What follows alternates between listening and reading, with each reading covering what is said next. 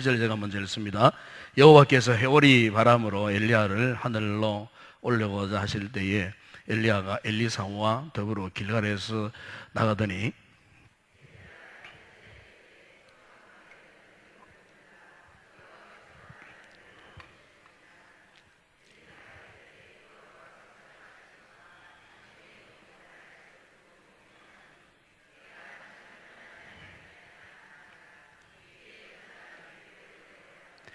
베델에 있는 선지자의 제자들이 엘리사에게로 나와 그에게 이르되 여호와께서 오늘 당신의 선생을 당신의 머리 위로 데려가실 줄을 아시나이까 하니 이르되 나도 또한 아노니 너희는 잠잠하라 하니라.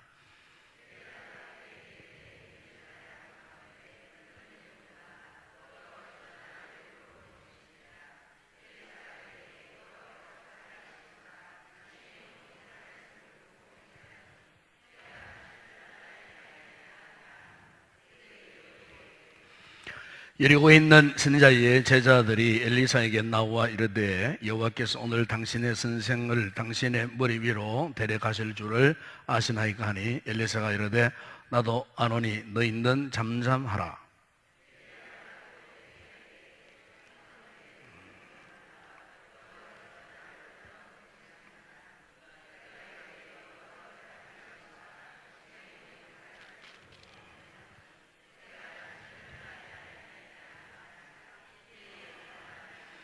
선지자의 제자 50명이 가서 멀리 서서 바라보매 그 두 사람이 요단가에 서 있더니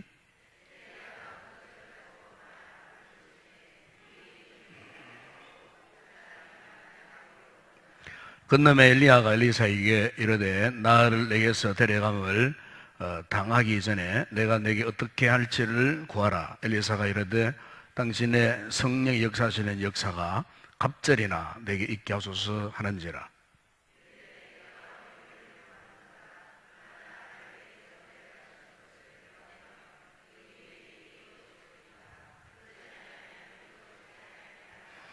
네, 함께 읽겠습니다. 두 사람이 길을 가며 말하더니 불수레와 불말들이 두 사람을 갈라놓고 엘리야가 회오리 바람으로 하늘로 올라가더라. 아멘. 네, 우리가 성경에 보게 되면은 이 죽음을 보지 않고 하늘로 올라간 인물이 있습니다. 그 두 명이 있는데 먼저 한 사람은 우리가 창세기 5장 21절 이하에 보게 되면은 그게 에녹이라는 사람이 있습니다. 이 에녹은 성경에서 세상 가운데 가장 오래 살았던 사람 누구죠? 무두셀라. 몇 살 살았습니까? 예, 969세. 969세를 살았던 이 무두셀라를 낳은 그 아버지가 누구냐면은 에녹입니다. 에녹이 무두셀라를 낳았어요. 그리고 300년 동안 하나님과 동행했던 사람이라고 그렇게 이제 말씀하고, 이렇게 300년 동안 하나님과 동행했던 에녹이 창세기 5장에 보게 되면 이렇게 말씀해요. 하나님이 그를 데려가심으로 세상에 있지 아니하였더라. 그를 여기서 하나님이 에녹을 데려갔다는 말은 에녹이 육신적인 죽음을 당했다는 말이 아니에요. 살아있는 상태에서. 그러니까 에녹은 사람으로서 죽음을 경험하지 않고 하나님께로 올라간 사람이에요. 그래서 이 에녹에 대해서 신약성경 히브리서 11장 5절에 보게 되면은 이렇게 말씀해요. 믿음으로 에녹은 죽음을 보지 않고 옮겨졌으니 하나님이 그를 옮기심으로 다시 보이지 아니하였느니라. 그는 옮겨지기 전에 하나님을 기쁘시게 하는 자라 증거를 받았느니라. 히브리서 11장 5절에 보게 되면은 에녹이 이렇게 죽지 않고 살아있는 상태에서 이렇게 하나님의 나라 천국에 올라가게 된 그 이유가 에녹이 300년 동안 철저하게 믿음으로 살았기 때문에, 믿음으로 하나님과 동행하며 살았기 때문에 에녹이 죽음을 보지 못한 채 경험하지 못하고 살아서 성천, 하늘로 그렇게 성천에서 하나님 나라에 들어갔다. 이 사람 가운데 첫 번째로 에녹이 그와 같은 경험을 했던 사람이었습니다. 그리고 또 한 사람이 있죠. 바로 그 사람이 오늘 본문에 나오는 이 엘리야입니다. 엘리야. 그래서 오늘 우리가 이 본문을 보게 되면은 이 엘리야의 이 마지막 이 장면, 마지막 장면을 우리에게 보여주고 있어요. 그런데 우리가 엘리야의 이 마지막 장면을 보게 되면은 굉장히 어떤 면에서 너무나 신비적인, 아주 신비스러운 그와 같은 모습을 보여주고 있어요. 그러나 이것은 단순히 어떤 신비로운, 신비적인 요소 그 자체를 성경이 강조하기 위해서 엘리야가 그렇게 이렇게 마지막 순간을 장식했다고 그렇게 말씀하지 않아요. 하나님께서는 엘리야의 이 같은 너무나 신비스러운 이 마지막 생애를 통해서 오늘 살아있는 우리 인생들에게 하시고자 하시는 말씀이 분명히 있는 거예요. 그래서 우리가 오늘 본문에 보면은 이 엘리야의 그의 마지막 이 순간을 보면은 특별하게 특징이 있죠. 어떤 모습입니까? 오늘 성경에 보면은 마지막 절에 보기, 이것도 마지막 부분에 보시면은 그게 어떻게 해요? 불수레 그 불말, 그리고 뭡니까? 회오리 바람, 그죠? 회오리 바람과 그리고 불말과 불수레가 등장을 합니다. 등장을 해요. 그래 하나님께서 엘리야를 살아있는 채로 당신 나라로 이끌어 가시기 위해서 제일 먼저 어떻게 했어요? 불말을 보내었어요. 그러니까 이 불말이 끄는 불수레가 엘리야에게 내려왔어요. 그래서 엘리야를 거기 태워가지고 그 다음에 회오리 바람, 토네이도 회오리 바람을 통해 가지고 여러분 마음에 그림이 그리지죠? 예.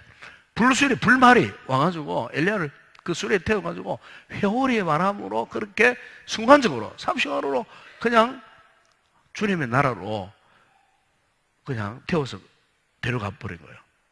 그런데 이 사실을 엘리야 혼자 보고 경험했느냐? 아니에요. 오늘 성경에 나오잖아요. 엘리사라는 제사도 나오고 그 외에 50여 명의 선지자, 후보자들 수십 명의 사람들이 이 같은 광경을 지켜보고 하셨다는 거예요. 이것은 어떤 객관적인 신비적인 사건으로 하나님이 말씀하고 있지 않는 거예요. 주관적인 신비적인 사건으로 말씀하고 있는 게 아니에요. 객관적으로 모든 사람들이 공히 보고 공히 이 상황을 인정하도록. 그러면 여러분, 그럼 왜 하나님께서 이렇게 불말과 불수레와 회오리 바람으로 이 엘리야를 데려가셨는가? 그 이유가 뭔가? 그 무슨 의미가 있는가? 그 말이에요. 무슨 의미? 성경에는 모든 말씀에 의미가 있는 거예요. 영적인 의미가 다 있는 거예요. 하나님께서 우리 어떤 말씀하시는지 간에 중요한 것은 영적인 의미를 깨닫는 게 이게 중요한 거예요. 바로 오늘 본문에 이 엘리야가 이렇게 불말과 불세를 타고 회오리 바람 속에서 주님의 나라에 들어가게 된 여기에 또 분명한 의미가 있는 거예요. 그래서 여러분 이사야 66장 15절 한번 여러분 성경 한번 찾아보세요. 이사야 66장 그 15절에 보게 되면은 거기에도 어떤 말씀이냐면 이런 말씀이 있어요. 제가 한번 읽어볼게요. 여러분들 눈 돌리세요. 이사야 66장 15절에 보게 되면은 보라 여호와께서 불에 둘러싸여 강림하시리니 그의 수레들은 회오리 바람 같으리로다. 그가 혁혁한 위세로 노여움을 나타내시며 맹렬한 화염으로 책망하셔. 그게 보면 그게도 뭡니까? 수레가 나옵니다. 예, 불수레가 나오고 그리고 회오리 바람이에요. 회오리 바람. 예, 나오죠. 그 다음에 스가랴 9장 14절 스가랴 성경 스가랴 9장 14절을 보면은 거기에도 여호와께서 그들 위에 나타나사 그들의 화살을 번가지 쏘아내실 것이며 주 여호와께서 나팔을 불게 하시며 남방 회오리 바람을 타고 가실 것이라. 남방 회오리 바람을 타고 가실 것이라. 거기는 또 회오리 바람이 나옵니다. 회오리 바람. 그리고 열왕기하 6장 17절 거기 보게 되면은 그 이제 엘리사가 경험했던 걸 말씀하고 있어요. 거기 보면은 기도하여 이르되 여호와여 원하건대 그의 눈을 열어 보게 하옵소서 하니 여호와께서 그 청년의 눈을 여시며 그가 보니 불말과 불병거가 산에 가득하여 엘리사를 둘러싸더라. 거기도 불말과 불병거가 나옵니다. 그러니까 여러분 우리가 분명한 사실은요, 하나님이 오늘날도 믿는 자들을 위해서 하나님을 잘 경외하는 하나님의 사람들을 위해서 때때로요 영적인 불말, 불병거, 회오리 바람을 일으켜서 우리 믿는 성도들을요 지키고 보호하고 계시는 거예요. 믿으십니까? 예, 악한 원수마귀 사탄의 세력들이 우리를 뺏어가지 못하도록, 넘어지지 못하도록 하나님께서 영적인 신령한 불말과 불수레와 그리고 회오리 바람을 일으켜서 항상 우리를 영적으로 보호해 주신다는 거예요. 이 하나님의 이 거룩한 교회가 원수마귀의 시험에 들지 않도록 항상 하나님께서 이곳에 불병거, 불수레를 회오리 바람을 일으켜서 더러운 것들이, 악한 것들이, 악한 어두움의 권세들이, 세력들이 이곳에 침노해서 우리 믿는 자들의 마음을 괴롭히고 상처나고 찢어지지 않도록 항상 하나님이 불꽃 같은 눈동자로 우리를 지켜보고 계신다는 거예요. 그렇기 때문에 여러분 오늘 여기 엘리야가 경험했던 불병거와 그리고 불말과 회오리 바람은 결국 무엇을 의미하냐면은 하나님의 임재를 상징합니다. 하나님의 임재. 하나님의 거룩한 임재를 표현한다는 거죠. 그래서 저는 이렇게 표현하고 싶어요. 하나님께서 이 엘리야를 주님의 나라로 데려가시기 위해서 하나님의 거룩한 영적인 전용기를 대절해가고 그를 편하게 주님의 나라로 그냥 한마디로 말하면 데리고 간 거예요. 모시고 간 거예요. 저 우리나라의 이제 문재인 대통령이 지금 미국을 방문하고 있잖아요. 미국 갈 때 뭘 타고 갔겠습니까? 비행기 타고 갔잖아요, 비행기. 그러나 대통령 전용기. 제가 이 공군 출신이고 레이더 이제 관제실에서 근무를 하기도 잘 알아요.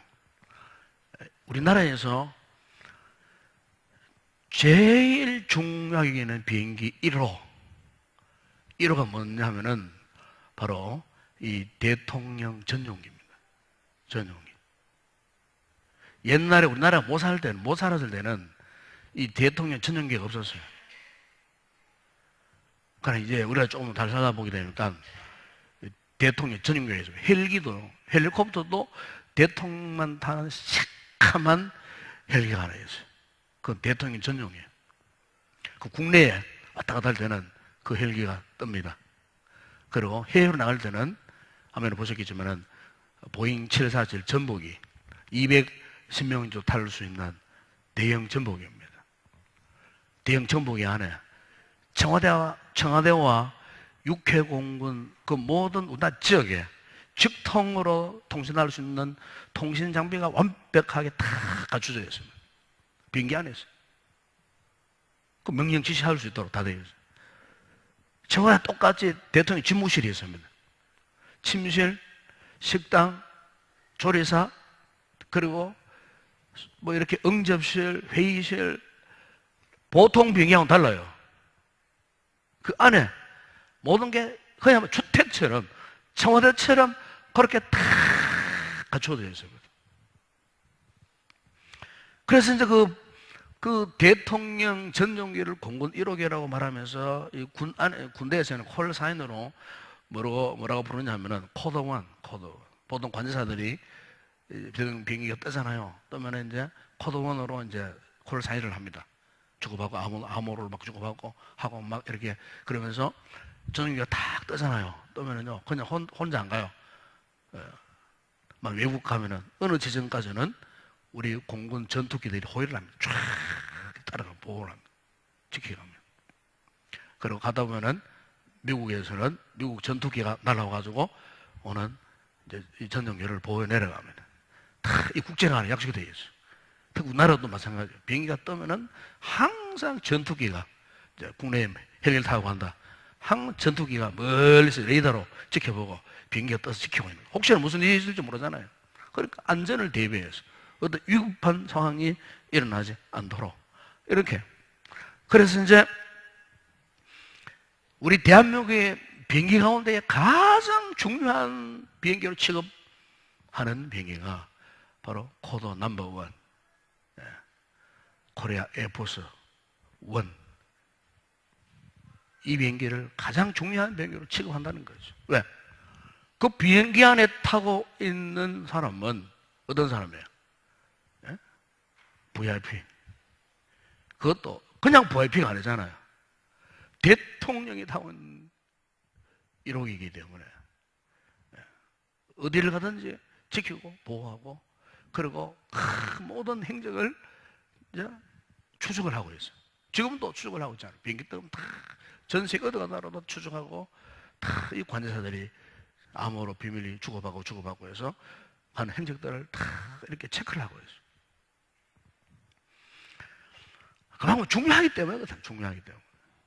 그래서 여러분 오늘 본문에 보면은 하나님께서도 엘리야를 이렇게 정말로 참 존귀한 존재로 아주 정말로 소중한 존재로 하나님 취급하셔갖고 하나님 나라의 불말과 불병들을 하나님이 동원하셔갖고 엘리야를 이토록 극진히 그분의 나라 가려고 할 때에 그분을 그 엘리야를 대접을 했다는 겁니다. 극진한 대접을 해요.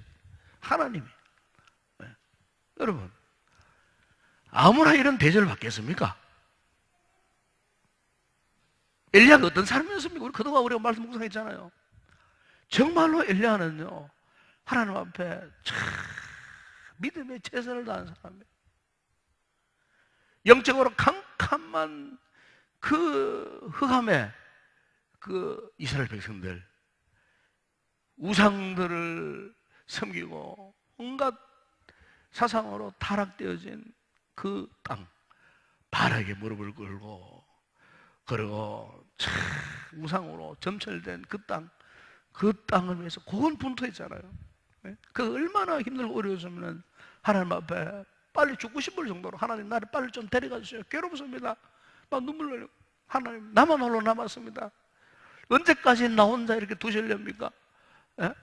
그렇게 할 정도로 사실 엘리야는요 그 힘들고 어려운 그 지상생활을 그 생활에서 정말 고군분투해가지고 끝까지 믿음을 지켰어요. 아나무인격이었던 아합과 이세벨은 어쨌든 엘리야를 죽이려고 그래서 때로는 엘리야가 도망을 치잖아요. 광야로 막 오뎀나무 아래 엎드려가지고 하나님 나를 이제 곧 죽을 것입니다. 막 두려워 떨고 그래서 이런 엄청난 상황 영적인 전쟁을 치르고 극심한 고독과 외로움에 빠졌습니다. 그런데 엘리야가 금 같은 파란만장한 삶을 살았지만은 그가 하나님 앞에 존귀하게 볼 수밖에 없었던 것은 그런 와중에서도 끝까지 마지막 순간까지 하나님만 바라고 하나님만 의지했다는 것입니다. 세상에 다른 사람들은 다 하나님을 배도하고 우상을 숨기는 그 세상에 물들어 버리지만은 그런 엘리야는 그가 영적인 캄캄한 암흑시대에 오히려 그들 앞에 세상 가운데 한 줄기에 빛이 되어지는 그 같은 삶을 살았던 거예요. 그러니까 하나님께서 엘리야의 이 같은 모습을 아주 귀하게 보신 겁니다, 여러분. 바로 이 같은 엘리야를 향하신 하나님의 마음이 불말을 동원하게 만들고 불소리를 동원하게 만들고 그리고 하나님의 회오리 바람을 동원하게 해서 그를 하나님 나라로 이끌어 가실 수밖에 없었던 얼마나 하나님의 엘리야를 귀하게 보셨으면 존귀하게 보셨으면 그렇게 하셨을까. 여러분 오늘 우리 인생도 마찬가지입니다. 오늘 우리도 하나님께서 우리를 지켜보시는 부분이 있어요. 그게 뭐냐면 과연 네가 나를 끝까지 신뢰하느냐, 의지하느냐, 믿음을 보시는 거예요. 믿음. 그래서 이 믿음이 없이는 하나님을 기쁘시게 할 수 없다고 성경은 그렇게 말씀하지 않습니까? 여러분, 그래서 우리가 마지막 순간까지 놓치지 말아야 하는 것은요, 믿음이에요. 믿음을 놓쳐버리면 모든 게 다 헛사로 돌아갈 수밖에 없어요. 그래서 신앙이 중요한 거예요.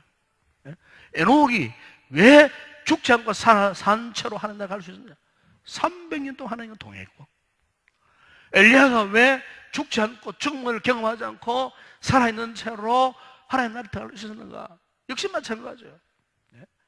하나님을 그의 마지막 생애 순간까지도 하나님을 저버리지 않았기 때문에, 그래서 하나님께서 벌말과 불술에 회오리를 동원해갖고 그를 하나님 나라로 인도에 가셨다는 것입니다. 그래서 여러분, 우리 인생에 있어서 마지막으로 참 남겨야 될 것은 첫 번째는 믿음이에요. 믿음이고, 그리고 또 하나 있어요. 우리 인생에 있어서 또 하나 남길 중요한 일이 하나 있는데, 여러분, 그게 오늘 본문에 보면 2장 1절 보세요. 2장 1절. 2장 1절에 보게 되면은 그게 이런 말씀이 있습니다.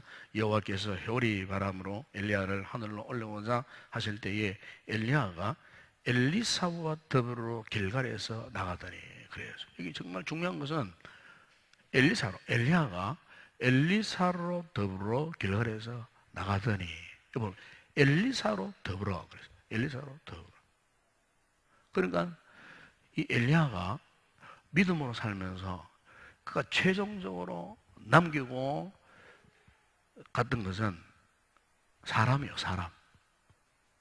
사람이에요. 정말 사람이 정말 중요한 거예요. 우리가 삶을 삶에 있어서 때로는 돈도 필요하고 권력도 필요하고 명예도 필요하고 온갖 것 다 필요하지만은, 여러분, 그러나 우리가 사람이 마지막 이 세상을 떠날 때에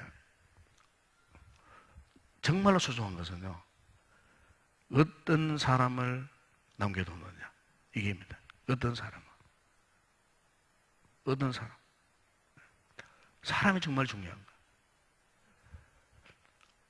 우리가 세상 떠났을 때에 나의 영향력을 받은 사람들 가운데 과연 어떤 사람이 있느냐, 이게 정말 중요하거든요. 뭐 많은 사람 필요 없어요. 딱 한 사람이라도, 엘리야처럼, 그죠? 엘리야처럼 딱 한 사람이라도, 엘리사 같은 사람 남겨두고 떠나면 그 사람은 생을 보람되게 잘 살았다고 볼 수 있어요. 그런데 자기가 생을 떠나서도 정말 하나님이 기뻐하실 만한 사람이 없어요. 내 주변에. 믿음 생활 수십 년 해서도 정말로 내가 떠났을 때에 하나님이 기뻐하실 만한, 하나님이 내 신앙보다도 어떤 면에 더 귀하게 볼 수 있는 그런 사람. 이것은 가깝게는 뭐 우리 가족도 될 수 있어요. 가족, 자녀들도 될 수 있어요. 친구, 우리 교우들, 셀 가족들도 될 수가 있어요. 나와의 영적인 친밀한 관계 속에서 나의 영적인 선한 영향을 받아가지고 정말 하나님의 사람으로, 믿음의 사람으로 잘 훈련되고 세워지고, 오히려 나보다 더 훌륭한 믿음의 사람으로 남을 만한 사람이 내 생애 가운데 몇 명이 있느냐? 단 한 명이라도. 엘리야 보세요.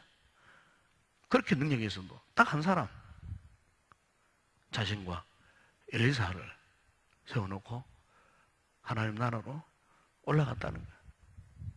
이게 정말 중요한 거예요. 그래서 우리 생애를 돌아봐서 나를 통해서 정말로 이 땅에 있을 때에 영적인 영향을 받아가지고 정말 하나님께서 보실 때에 고귀한 인재 한 사람 세워놓는 거예요. 이 정말 중요한 이야기입니다. 만약 그게 없다면은 우리는 신앙생활 사실 잘못한 거예요. 그래서 우리 교회가 전도를 열심히 하고 있잖아요. 그 일이 뭐냐? 바로 그 일이 바로 이 일을 위해서 하는 거예요. 우리가 전동한 영혼들 가운데 하나님이 택함 받은 백성을 나를 통해 전도되어 갖고 우리 교회에 와갖고 은혜 받고 변화되어지고 말씀으로 다 훈련되어 갖고, 전에는 예수 믿기 전에는 형편없던 저 사람이 내가 전도한 이후에 예수 믿고 변화되어 가지고 정말로 하나님 앞에 반듯하게 세워지고 인격적으로 건강해지고 믿음의 사람이 되어지고 오히려 나보다 더 열심히 하나님을 섬기고 경외하고 충성하는 그런 인재로 세웠다. 여러분, 이거 우리가 말하는 이 재생산 사명 아닙니까? 그죠? 나보다 더 좋은 제자를 만나갖고 내 어깨에 세워주는 것. 정말 사실 엘리야가 이 일을 한 거예요. 그래서 여러분, 우리가 그 다음 성경 쭉 읽어보면요, 엘리야보다도 엘리사가 더 강력하게 일을 합니다. 강력한 능력을 나타냅니다. 그 이유가 있어요. 그러면은 엘리야가 세워놓던 이 엘리사라는 인물은 과연 어떤 인물인가? 오늘 성경에 보게 되면은 먼저 그는요 2절, 4절, 6절에 보게 되면은 그는 그야말로 자발적인 열정이 있었던 사람이에요. 열정이 있었던 사람이에요. 그래서 엘리야가 길갈로 가면은 따라와요. 길갈에서 베델로, 베델에서 예리고로, 예리고에서 요단강으로 엘리야가 오지 마라, 따라오지 마라 그러니까 여러분 2절, 4절 오늘 보면 여러분 일찍 읽었죠?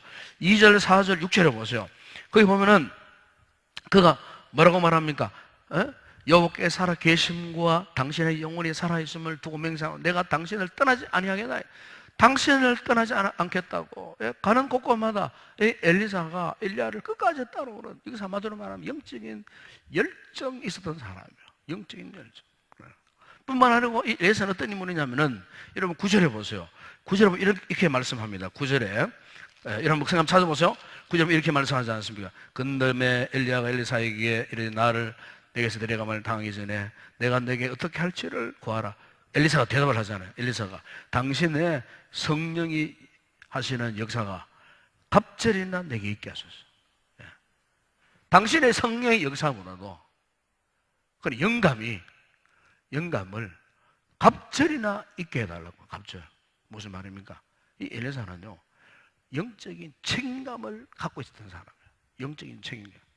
그래서 성령이 하시는 역사의 갑절을 엘리사에게 간절히 구한 거예요. 이 어두운 시대에 자신의 스승 엘리야를 이어서 바톤을 받아서 역적인 바톤을 받아가지고 앞으로 더 큰 일을 해야 되기 때문에 자신의 스승에게 갑절의 영광, 성령의 역사에 두 배나 되는 갑절을 요구하는 그와 같은 모습을 거기에서 볼 수가 있습니다. 심지어 그래서 엘리야의 겉옷까지도 취하잖아요. 겉옷까지도 엘리야가 겉옷을 벗어갖고 요단에 갈라지는 광경을 보고 결국에는 엘리야의 그 겉옷을 주워가지고 어떻게 하면 다시 똑같은 모습으로 요단을 건너오는, 이게 무슨 말이냐면은 그의 스승 엘리사로부터 영적인 권위를 위임받았다 그 말이에요. 영적인 권위를. 네. 여러분, 오늘 우리의 신앙생활에서 정말 중요한 것은요 어떤 직분이나 직책이 아닙니다. 직책이 아닙니다. 직책. 정말 중요한 건 능력이에요. 능력이 있느냐? 능력이 있어야 되는 겁니다. 성령의 역사하시는 영감을 내가 느끼고 체험하고 성령의 권능에 사로잡혀서 내가 지금 믿음 생활을 하고 있느냐? 성령의 능력이 중요하다는 거예요. 바로 오늘 보면 엘리야는 이렇게 영감 넘치는 능력 있는 이 같은 엘리사를 그가 세워놓고, 왜요? 그가 떠나도 하나님 나라의 역사를 계속 추진해 가야 하는 사람이 필요했다 그 말이에요. 하나님이 이것을 귀하게 보신 거예요. 그러니까 엘리야는 마지막 순간까지, 마지막 그의 인생 가는 길 마지막 순간까지도 하나님의 거룩한 뜻이 이 땅에 이루어지길 위해서 그의 모든 것들을 다 희생하고 투정하고 하나님 나라를 위해서 충성했던 그 엘리야를 하나님께서 하늘에 불말과 불병거와 회오리 바람을 통해갖고 그를 살아있는 채로 죽음을 맛보지 않고 영광스러운 성천해서 하나님의 나라로 그를 데리고 가신 성경의 위대한 인물이고, 바로 이 인물에 상징하는 것은 여러분 오늘 우리에게도 하나님께서 그렇게 할 수 있다는 거예요. 하나님 앞에서 우리 어떻게 살아가느냐, 하나님 앞에서 우리 어떤 믿음의 각오로 살아가느냐. 여러분 우리 세상을 둘러보세요. 요즘 우리 세상들이 참 음란하고 추하고 더럽고 악하고 온갖 우상들이 지금 막 범람하는 이런 시대에 지금 우리 살고 있습니다. 10년 전, 20년 전보다 지금 우리 시대가요, 지금 얼마나 온갖 죄하고 우상으로 지금 오염돼. 뭐 우상이 꼭 바알만 우상이 아니에요. 세상 문화 가운데 우상화되어 있는 것들이 얼마나 많이 있는지 몰라요. 그것들이 우상이 되어갖고 우리의 정신과 혼을 빼앗아가는 것들이 얼마나 많습니까? 이런 영적으로 캄캄한 엘리야 시대와 똑같은 이런 시대에 살아가는 우리들에게 과연 마지막 순간까지 지키고 낭비할 것이 뭐겠습니까? 믿음이고 사람이라는 겁니다. 나보다 훌륭한 믿음의 사람. 그리고 이 사명을 감당할 때 사도 바울이 살전 2장 19절에서 고백했잖아요. 우리의 소망이나 기쁨이나 자랑이 무엇이냐? 너희가 아니냐. 바울이 세상에서 열심으로 복음 전하고 말씀을 하고 키우고 훈련시켰던 주님의 제자들, 천국에서 다 만나는 것을 상상하며 회상하면서 그 나라에 가서 소망, 기쁨, 자랑이 뭐냐? 자랑의 밀류관이 뭐냐? 그 말. 바로 너희가 아니냐. 그렇게 할 수 있도록 우리 성도들이 이 땅에서 남은 생에 그러니까 하나님 앞에 믿음으로 최선을 다해서 나를 통해서 또 다른 훌륭한 믿음의 사람을 만들어가고 세워가는 훌륭한 믿음의 성도들 되기를 주의 이름으로 축원합니다.